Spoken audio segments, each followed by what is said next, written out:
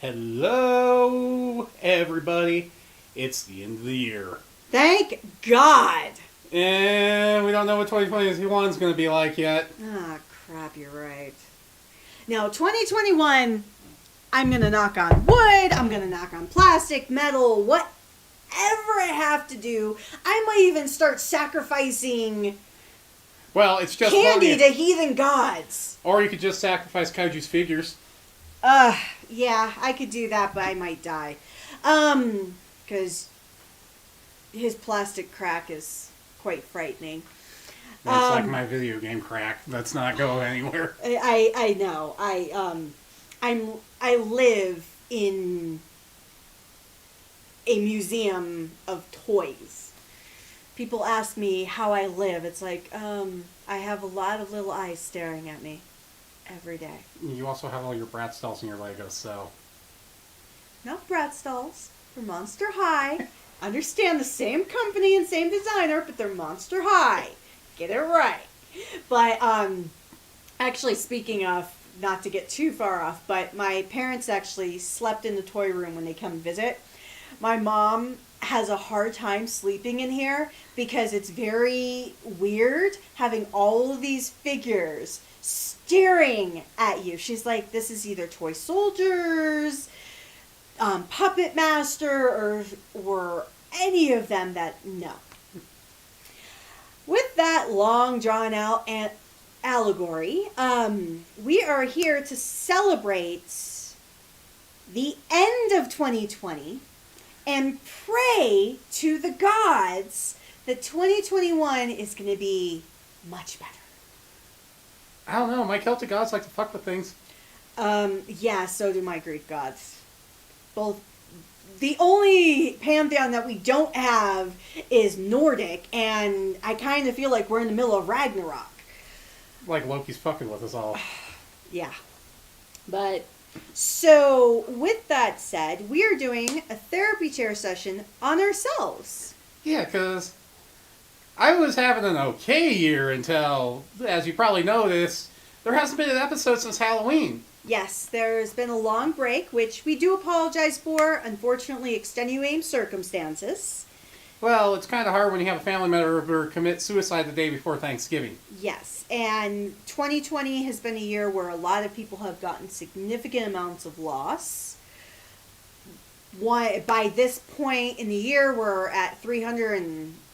some thousand COVID deaths. And then how many people sadly have taken their own lives, which includes a family member of your own, which is not easy or comfortable or even something anybody ever wants to experience. No, and I was like, we had found out he had had this plan since July, but was waiting for my parents to move out of the house, and then 2 weeks after they moved out, he did it. And so we wanted to take some time to grieve because it's important to, no matter what type of loss it is, loss of a loved one or anything, you need to grieve, you need to come to terms, especially when it's a passing that was by choice versus by health or life. Yeah, as a lot of you know, my grandmother passed away last year right before Christmas, but we had this plan for 2 years because we knew she was going to die from COPD. My grandfather's death by taking his own life just came out of nowhere. And yeah, and so it's important to recognize this. And the reason why we wanted to talk about this is not to solely focus on the depressing of 2020, but I think it's important for anyone, including yourself, to really feel comfortable to talk about it. Yeah. Because it's... And yes, it's pop culture therapy, and we will include pop culture in it.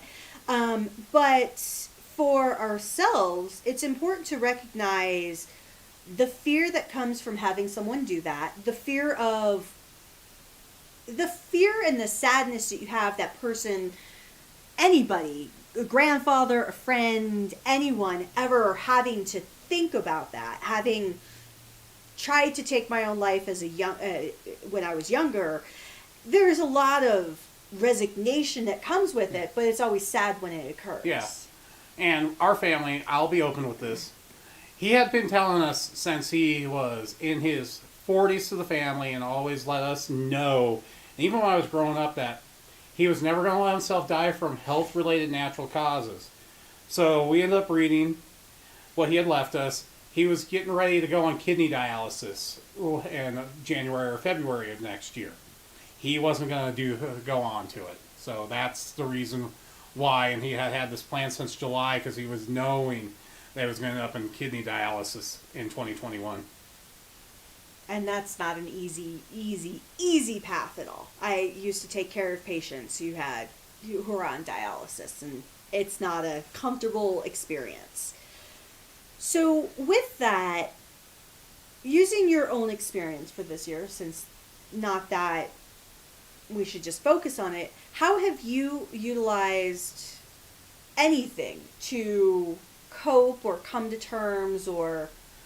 This was, after the initial shock of this, I basically kind of just been over there and a few times looking at what I need, and it's not been hard, but because it was something that we knew was eventually going to happen, the grieving process has been a little easier as opposed to what it would be for some people with some of this shock, because we kind of expected this to eventually happen. But we just didn't expect it to happen during the holidays. That was the initial part of it.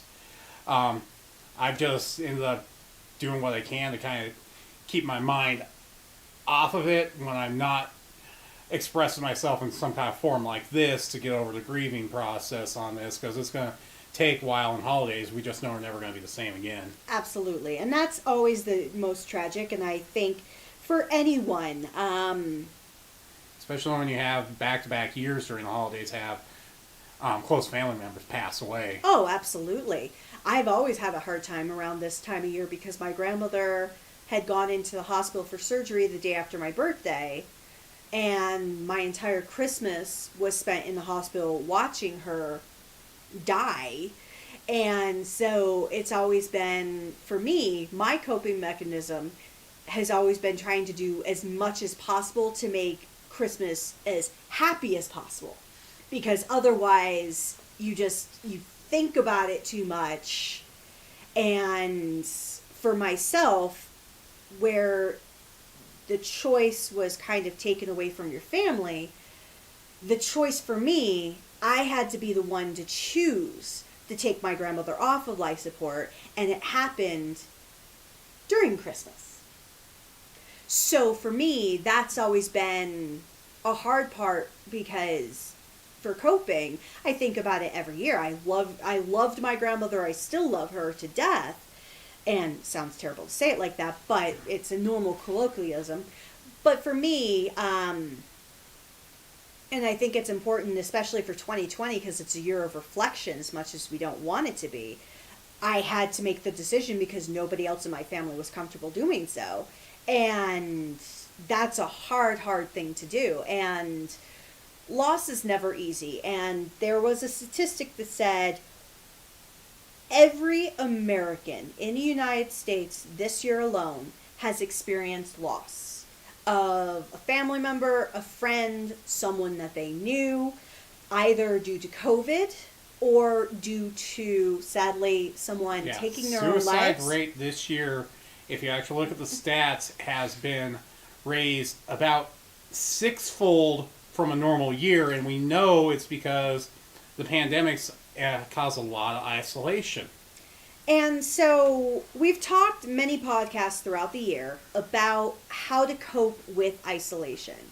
And sadly, yes, kind of our therapy chair session for the end of the year is a little bit more depressing than the others. We do intend to be uplifting, so please know that this is simply the start. It's important to reflect, and we're using our own experiences, putting ourselves out on the table here, because it's important. This year alone for me, while I haven't experienced loss, and not that it necessarily is neither good nor bad, I've had to experience a lot of adjustments with my own personal health. And your health has gone to a whole different place this year. But I've improved so significantly due to it. So I have a liver disease. Thankfully, it's not life-threatening because I'm working to fix it. But due to that, I've had to significantly change a lot in my life. And 2020 apparently was the year that everything had to happen. And one of the benefits of it is, thankfully, being home so much, I was able to control it more than if I had to work physically in an office where you have limited time, limited capability, it's so busy, you're not focusing on other things outside of work. And you're not able to watch your diet so much at a workplace where you work as opposed to where I work. Absolutely. Well, yes, you have the luxury of working around all the foods. I have the luxury of working around all the rocket scientists and learning that common sense is a superpower, like Deadpool said? Apparently, yes. Common sense is not an innate ability any longer. But nevertheless, health has been 2020 for me. And so there was a part of the year where I don't think I talked about with everyone, Kaiju knows, I was scared to death that I had cancer. Beginning of the year, I was scared to death. And I did so much. I really didn't talk to everybody about it because I didn't know how to reconcile it in myself. As opposed to when I had my scare that turned out to be, oh, you just need a CPAP machine because your snoring's destroying your throat. Well, exactly. So I was very, very scared, and unfortunately, with all that was going on with me, there were 2 types of cancer I could have potentially have had. Thankfully, it was neither, but both of them were basically death sentence cancers, and I was afraid for. And it turned out to be just need to make or change to your diet, and you've been. Then I'm okay. Yeah. So I'd rather have that than have the flip side of it. So 2020 has been a scary year, and due to that, we've made some interesting choices when it came to how we cope. And I don't simply mean how we cope through loss or through dramatic change. Just coping with the isolation has been the big thing that has been for us. Well, exactly. Like, if I just use Kaiju as an example, isolation for him has been challenging because most people who are either introverts or on the cusp of introverts / extrovert, which Kaiju is. He is very extroverted in his presentation, but very introverted in his activities. And whereas you and I are extremely extroverted, but for introverts or anyone who's in that threshold, it has been surprisingly very difficult for them. It's been so weird because you're seeing more of the introverted people having the struggle. The extroverted people, we've adapted. Well, and I think that's a very great assessment too, because I think everyone was initially thinking it was going to be the extroverts who were going to have the big problem. And I think we're noticing it's the introverts because they need, it may not seem like they need the social interaction just by the way they act, but it's gone to show that introverts need that social recognition of people that they don't normally associate with because they need that dopamine hit. Well, I also feel from what I've learned from a lot of our introverts in our lives, as well as just in general. Chrysalid, Silver Quill, a lot of the people I've talked to at different anime conventions or that you're friends with as well, they like having the control of being able to say, I want to be home, I don't want to go anywhere. Now that they're forced to say, well, you were fine at home, why do you care now? It's the moment that they're forced, that they have no other choice, that's when it became a problem for the introverts. As we can see from Kaiju's Twitter posts about wanting to go out to restaurants. Oh my God. That has been the biggest arguments ever. And I think for extroverts, like you said, extroverts are extremely adaptive. Yeah. We love interacting with people. So yes, initially I think for extroverts at the initial You could say, I can say March, April, it sucked for an extrovert. But at that time, I'm like, okay, I have hobbies that are on the introverted side, even though I'm an extrovert. I just ended up focusing in the gaming. Well, same thing for me. Even though I love Legos, I have all this plastic canvas, so I've been doing a lot of knitting and things like that because it's like, I have things I can do. I have the ability to do all this. So yes, we adapted. Extroverts united and said, you know what? We'll just go into the hobbies we normally don't have time for and just dive right in. Absolutely. And I think that's because extroverts, I will not say that all extroverts have an addictive personality because that's not a fair assessment. But we have addictive tendencies. Yes, many extroverts, because we do crave social interaction. Yes, we do crave excitement. Most extroverts are actually very energetic, very engaging. Loud, as they like to describe me. Same here. They also are more, from what I've noticed, they're a little bit more tactile. This is why you'll see a lot of people on the extrovert-introvert cusp, because they have very different sides to themselves.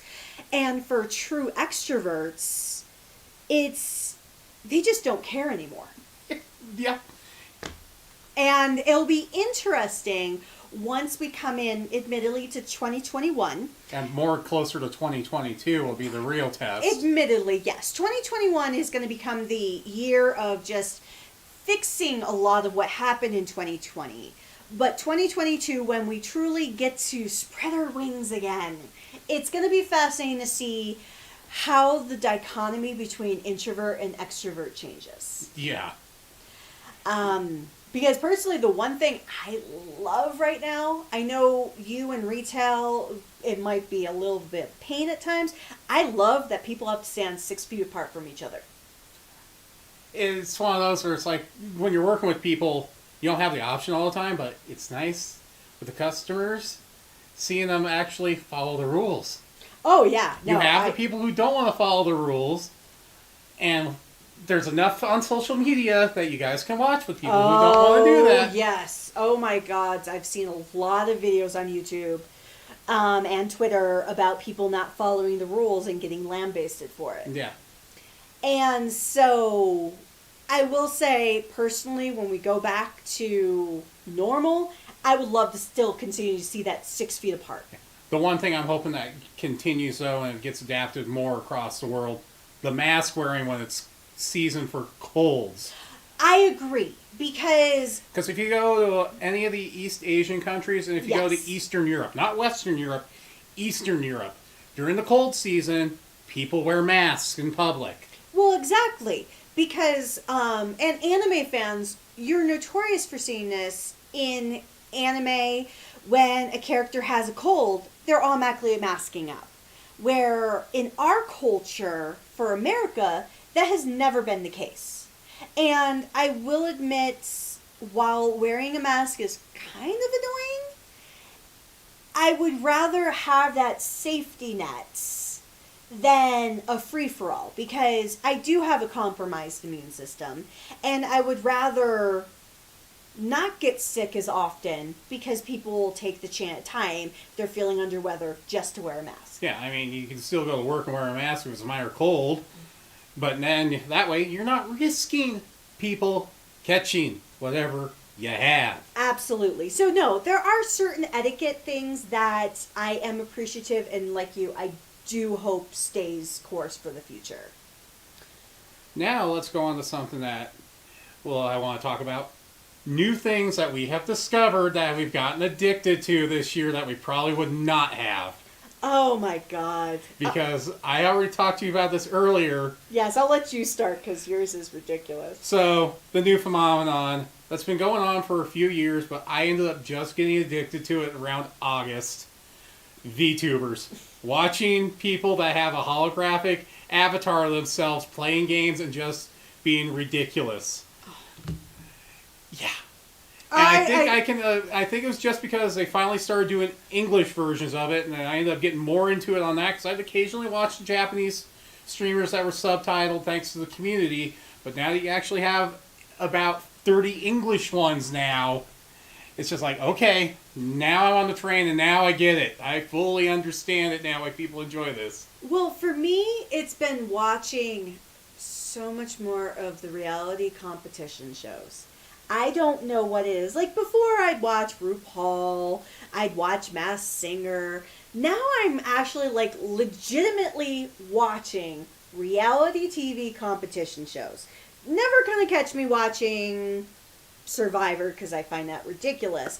Or the Kardashians, but like The Voice, Supermarket Sweep. Oh, I've been watching one on Amazon where it's people with their pets. I'll have to look for that one. I've been watching a show called Sugar Rush. Nailed It. You've been watching Sugar Rush, the baking competition. Oh my god! The one that I go with, don't let Cruellica watch this. Oh my god, yes I do. I watch this baking competition. I watch, like, on Netflix, they have like 6 different baking competitions, and I have watched them all. So even the Great British Bake Off, I take it. Oh god, yes. Yes, I have. And I don't know what it is. I really don't.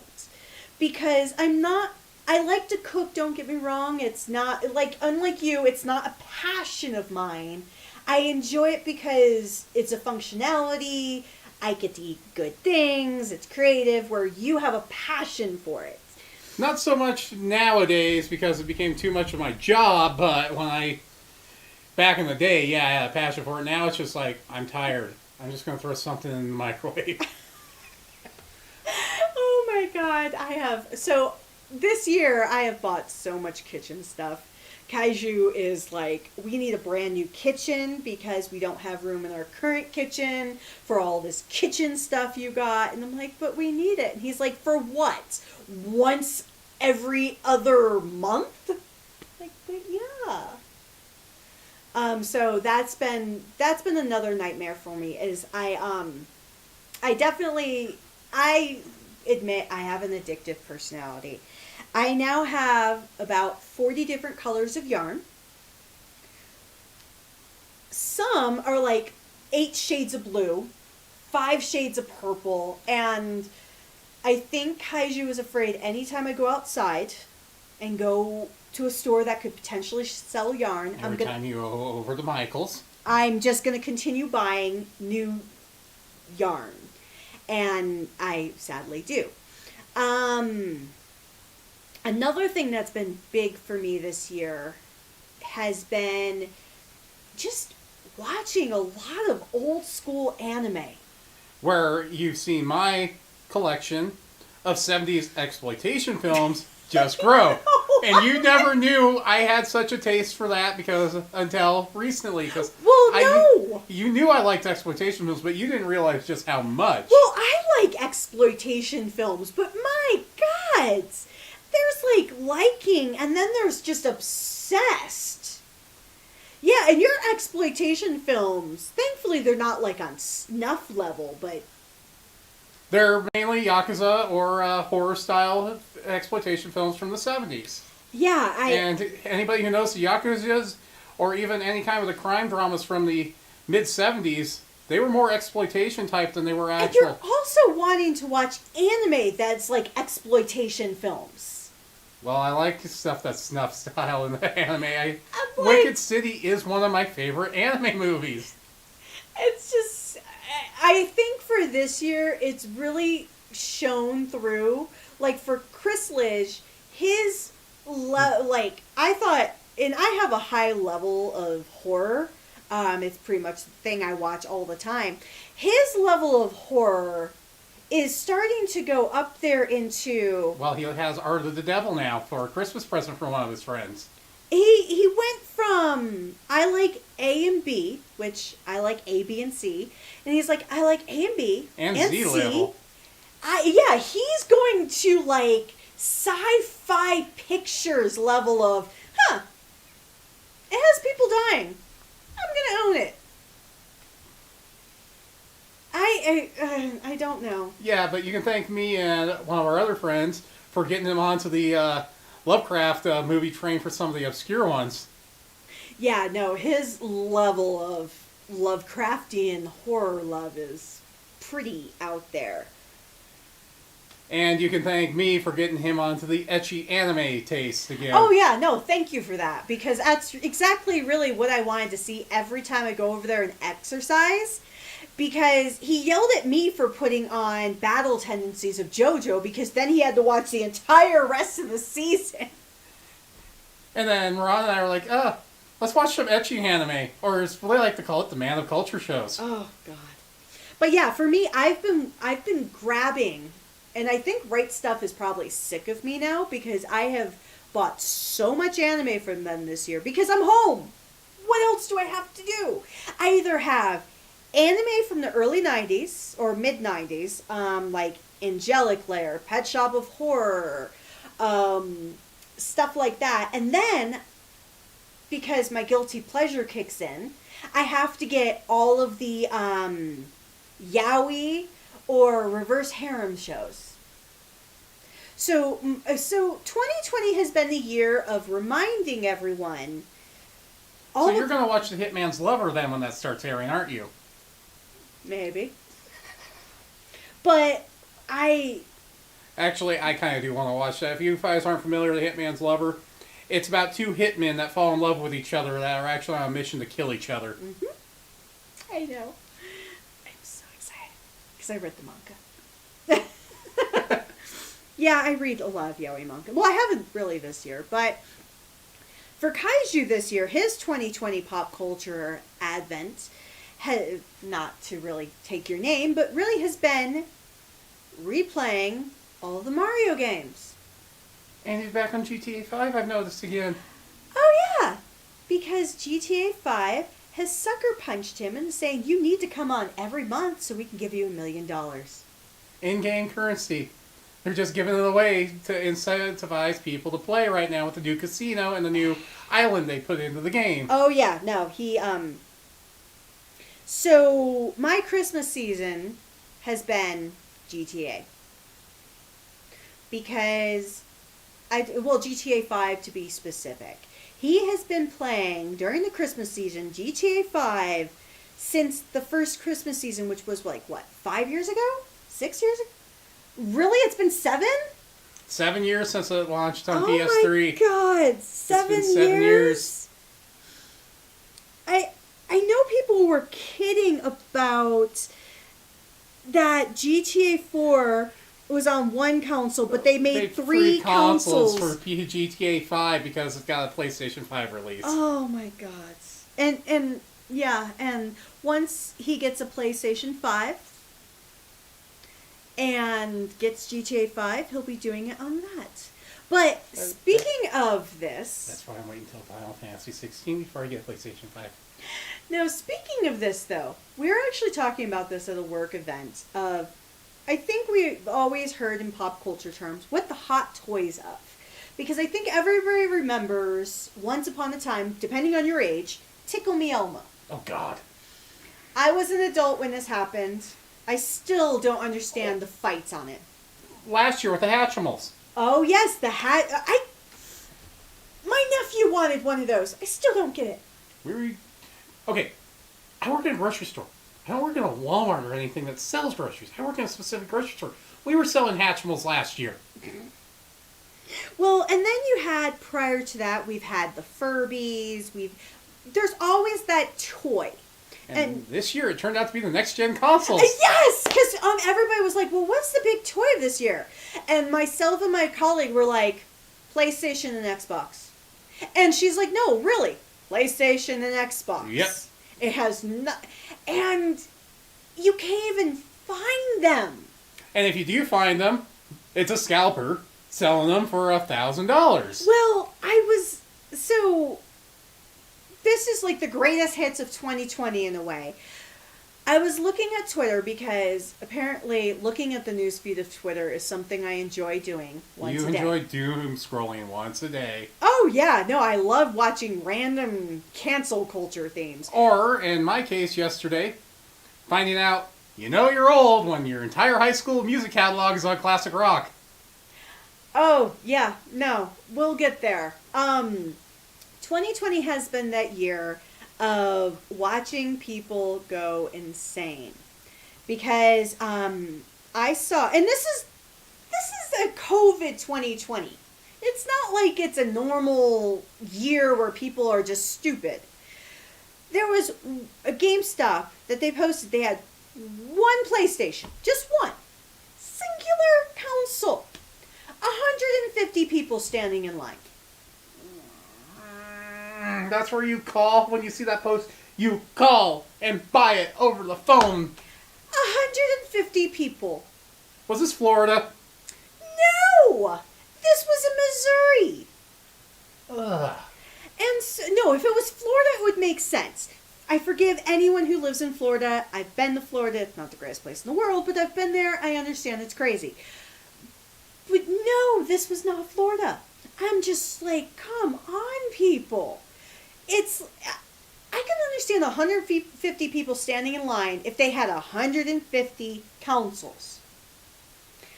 But when you only have a singular console, you know the 149 people ahead of you are going to get it. The only way you would get it as 150 or even as 101 is every single one of those other people would either have to give up or die. Ugh. But no, the music, no. Music this year, because this is a particular year of sorts for me.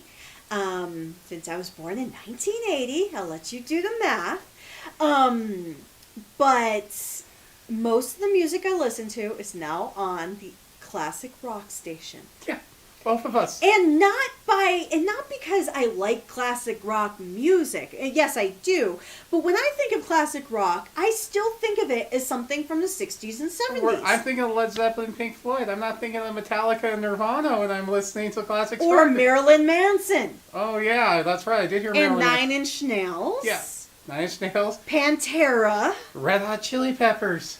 Oh my God! When I heard 9 Inch Nails. Oh, here was the kicker: a band that launched in 2001, Three Doors Down. They're on classic rock now. No way. Yes. Like Blink 182 on classic rock, fine, whatever. They were classic rock even when I listened to them. They've been around since the mid '90s. I understand, but they acted like they're classic rock. Yeah. Like Weezer, when I heard them on classic rock, Weezer. my God, no.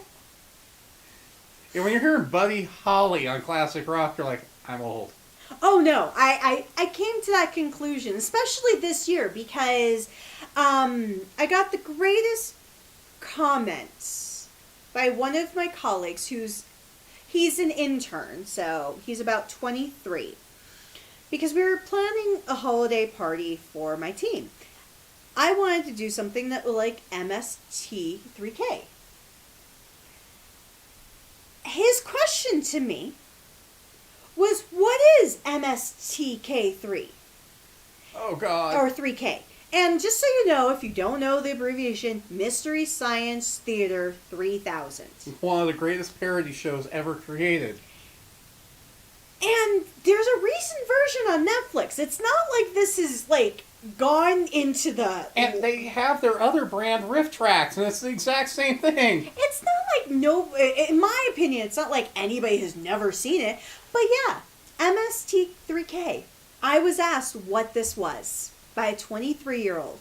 That was the point where I knew I was old. That my level of humor was obsolete. It goes to show our love of sarcastic humor has been overtaken by the younger generation's nihilistic humor. It made me sad. Because we weren't on video, so thankfully I didn't like die of horror. But I had to stop, and I'm like, I had to prevent myself from screaming and crying because this is a work function. I'm like, how do you not know this? I understand you were not alive in the 80s and the majority of the 90s, but still. Another thing that's made me old. When I've heard some of my coworkers say that their first console was a Nintendo Wii. 2020 has been that year. That's the thing about pop culture that really frightens me. Because I never thought I would get to the point And 2020 has been that year where I'd be like, shit, I'm old. Because thinking about that, people saying their first console is a Wii. My first console was an Atari 3500. The original NES. I still beat you. Well, obviously I'm a little bit older, so it makes sense, but... Well, not like Kaiju, which was a Genesis. Atari. And people barely know what Atari is unless they made a video game. Or they remember, oh, Atari, aren't they a dead game publisher? No, they're a dead game publisher and a dead console publisher, technically. Yes! And then, another thing that made me feel old was somebody was talking about comic books. And their only reference point of Batman was the Christopher Nolan movies. And I'm like, you are aware there were Tim Burton movies. We're not going to talk about the Schumacher, but there were Burton movies. Plus we had the Adam West television show. Plus we had the animated series from the 90s. And the look of like, what is that? Okay.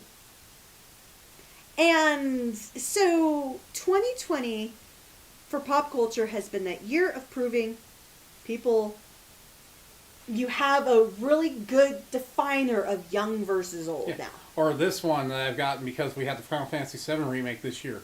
I can't go play the original one. It's too blocky and the graphics are terrible. And it's like, kid, you don't understand. When that came out when I was in 1997 at my age, that was groundbreaking. I was gonna say, I didn't have audio in games. I didn't have voice acting in video games. Voice acting in video games didn't come around until 99. I was gonna say. Well, actually 97 with Symphony of the Night, but still. Well, yeah, it's been about 23 years since we're looking at 2020. Probably even less than that, where we've had really good audio. You had the campy voice acting until around the early 2000s.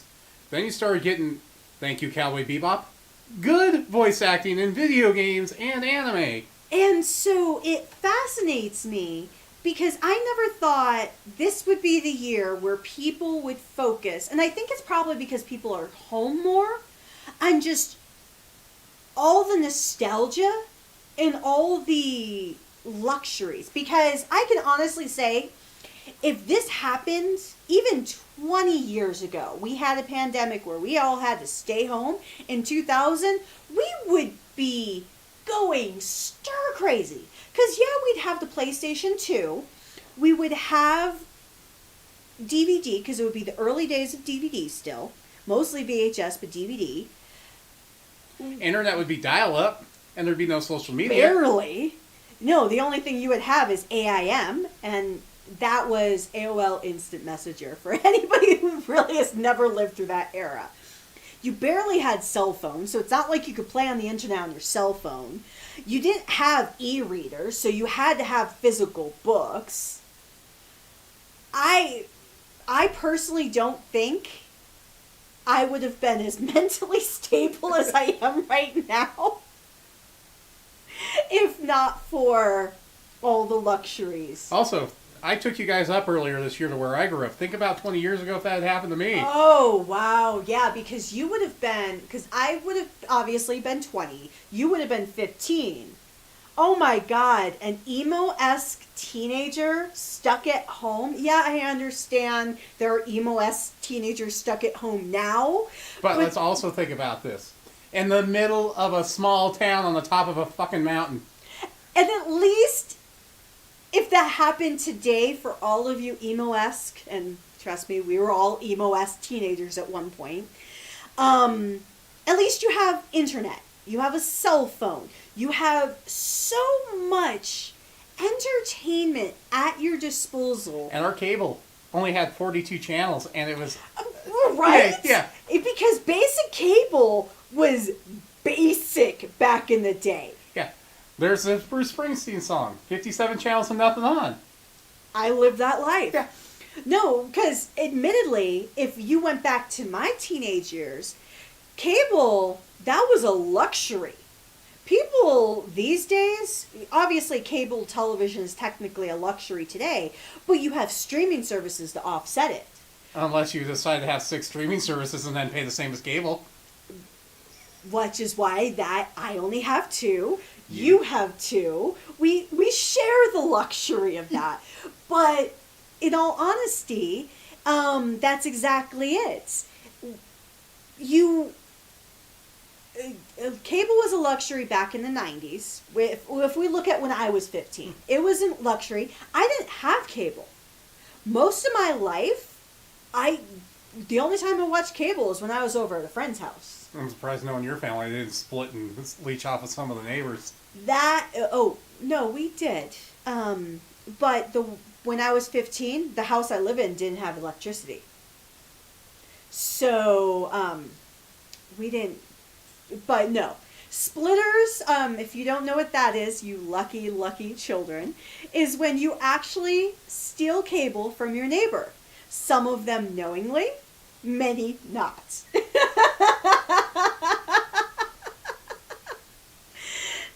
Hi, Kaiju. I'm not going to answer to anything because that was just the weirdest time to come in. Have you not, did your parents not steal cable from their neighbors? I'm going one. Did your parents really steal cable? No. I was going to say, your parents are way too good. Come back here. I think he's leaving. Oh, yeah. I could get him back really easy by saying we'll get a divorce. No, he's not listening anymore. But, knowing him, he's probably in GTA right now. Most likely. But, so, 2020. A year for remembering nostalgia. Yeah. Or 2020.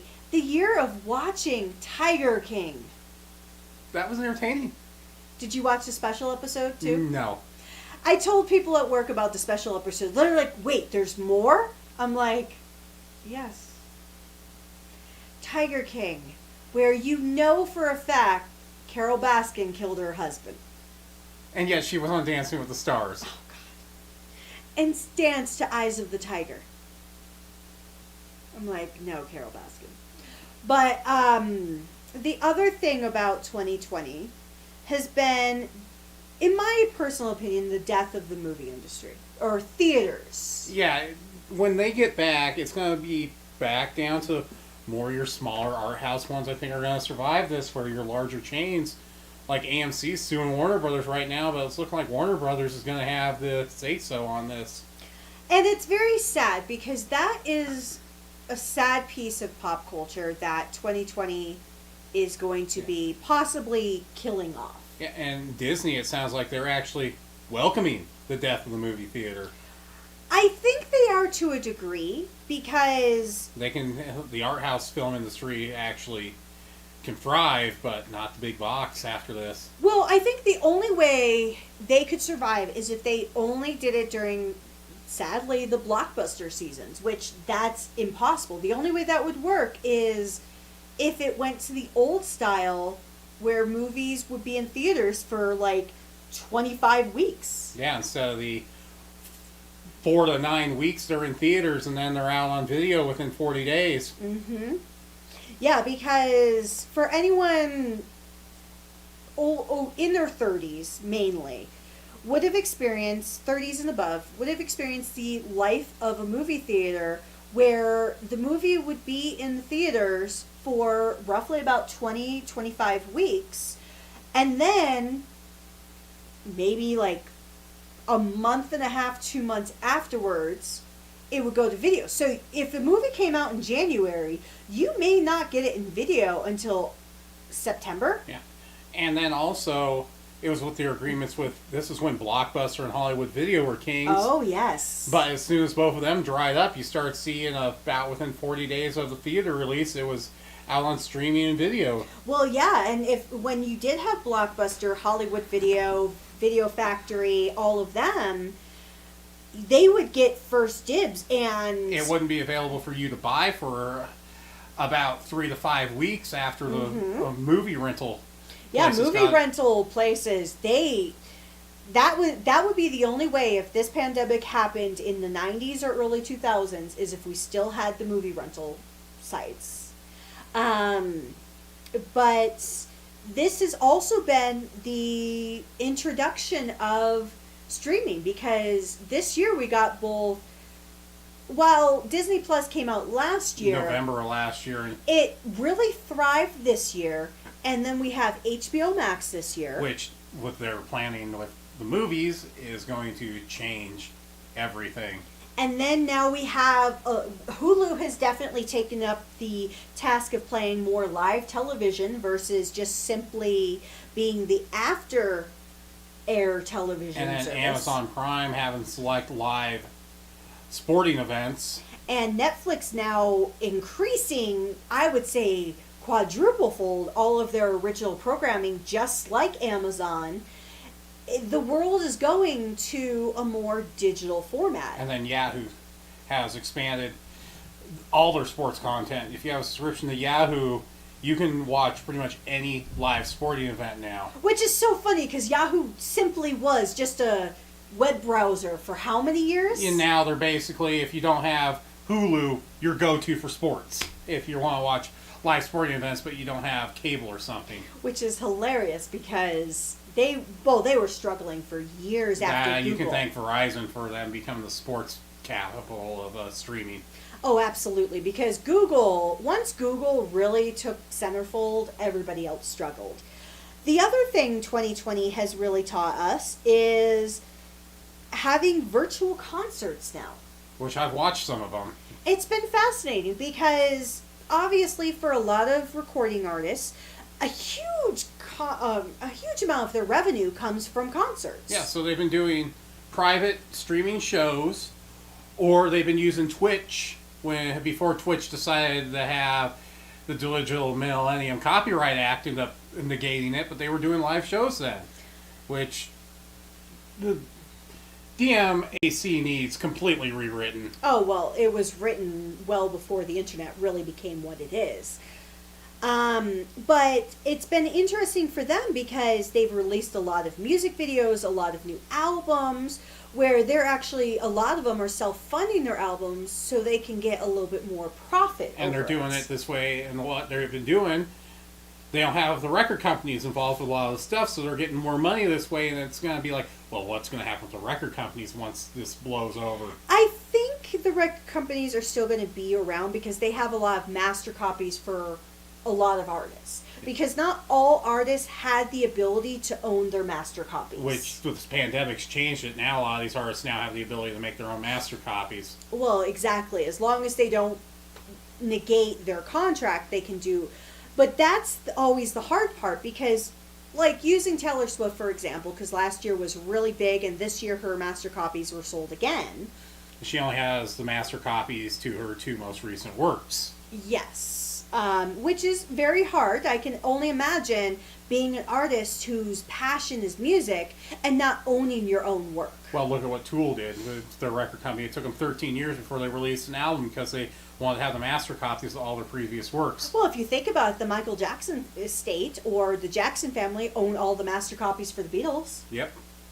And so it's got to be a little disappointing when you have that happen. And admittedly, it's happened to a lot of artists. And I think this year has been a huge issue for that. A lot of changing face, too. And then you're seeing a lot of artists, because of this pandemic now, being able to self-fund or buy the equipment because it's now so cheap, being able to produce it themselves and keep the master copies themselves. So you're going to see a change in the music industry, especially once touring comes back around.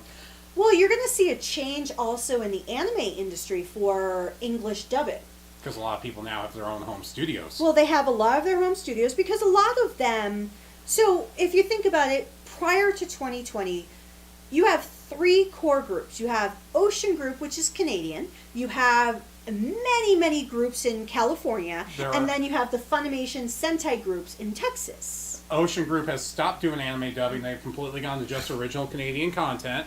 Well, but some of the voice actors under other names will still do anime dubbing. Most of them have actually either put in a home studio or have moved to Los Angeles. Yes. And so one of the challenges that has been when you had those three, you have the Canadian group, the California group, and the Texas group. You also have New York Post. And the New York, yes. So I forgot about that. So you have four big groups.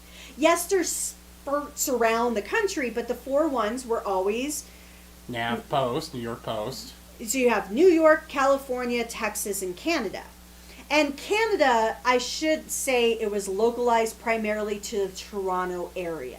Vancouver. Oh yeah, Vancouver. I'm sorry, you're right. It's Vancouver and Calgary where Ocean Group's two studios were, and they shuttered their Calgary studio a few years back. So you have those four areas, and now with the change in dynamic, because we've seen this with a lot of more recent And animes. also not just anime, but the video game dubbing industry uses the same groups. Well, I would say pretty much anything dubbed. And this is not just anime and video games. This also is American cartoons as well. And live action foreign films that Netflix dubs. So anything that has any kind of voiceover, I guess is the best way of saying it. So voice actor or VO for voiceover. The dynamic has changed because most people are working from home now. Because you cannot have a lot of people in studio.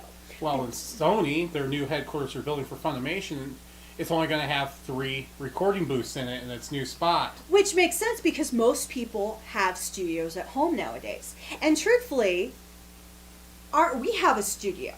We have the reverb, we have the microphone. The only thing we're missing is the soundproof booth. Yes, but what a lot of voice actors and actresses are doing to get around that is if you have a closet that has a door, you have your soundproof booth. Yeah. All you need is just the padding and you've got it. Mm-hmm.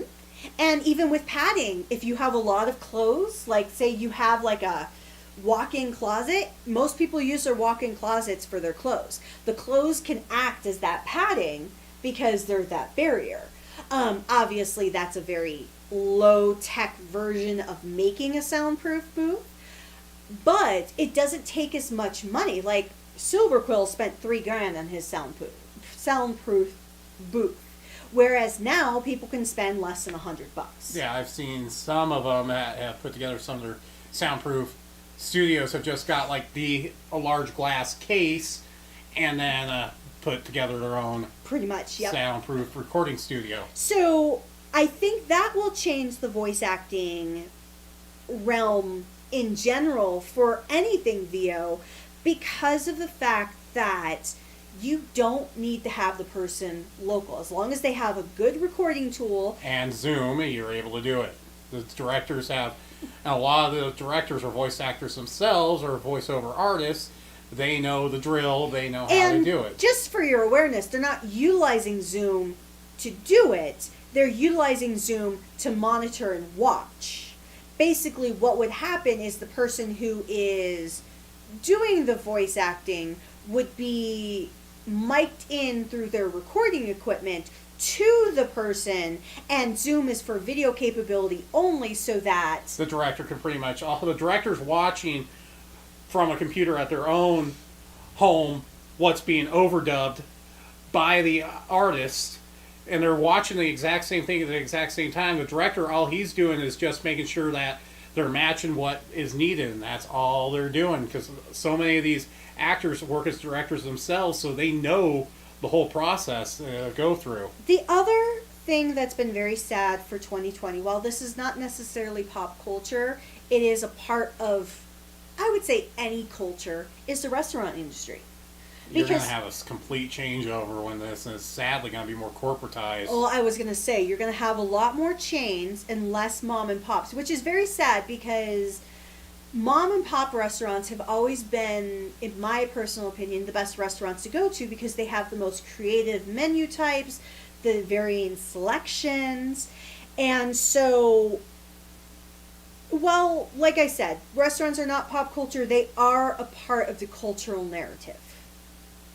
Because if you think about it, a lot of television shows, especially American TV, have utilized restaurants to be like their way of connecting the story. Look at Friends. Yep, we're using the coffee shop.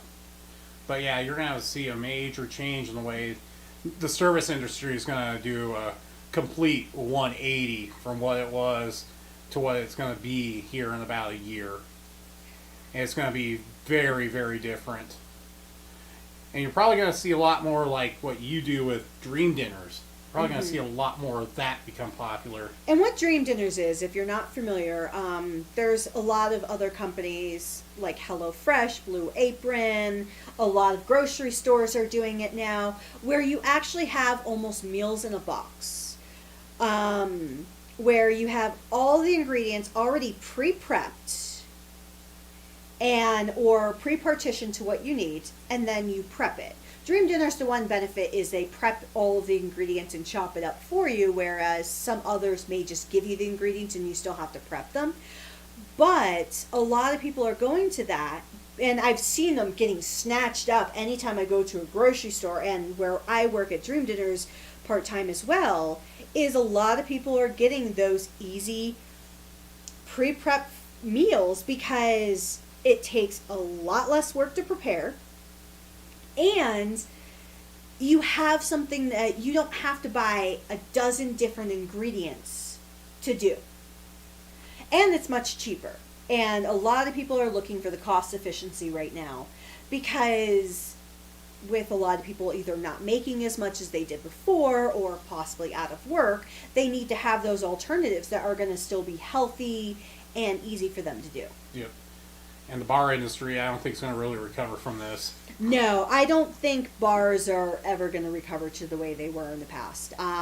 The thought of having a traditional bar like Cheers or having those old club styles that back in the 90s and early 2000s were huge, or the raves that we had currently. Well, anime conventions already said they are not going to have raves when they come back.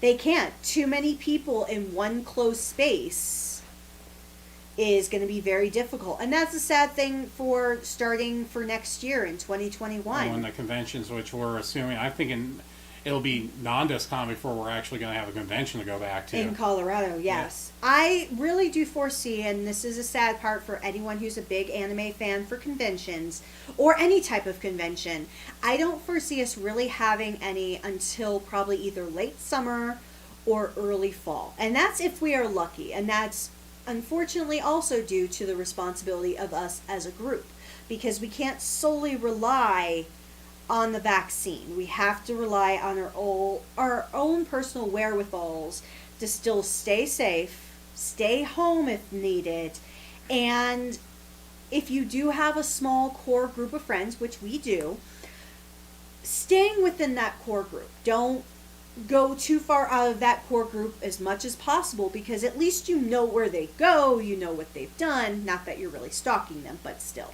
Yeah, it's the same thing with your family, your little core family that you regularly are around, not your ones that you don't see that often, just your regular family. That's basically what you're going to need to do. Just stay in those core areas. You don't want to venture outside of it all that much until probably, I hate to say it, but it's going to be 2022, 2023 before you're going to be able to really do that again. I agree.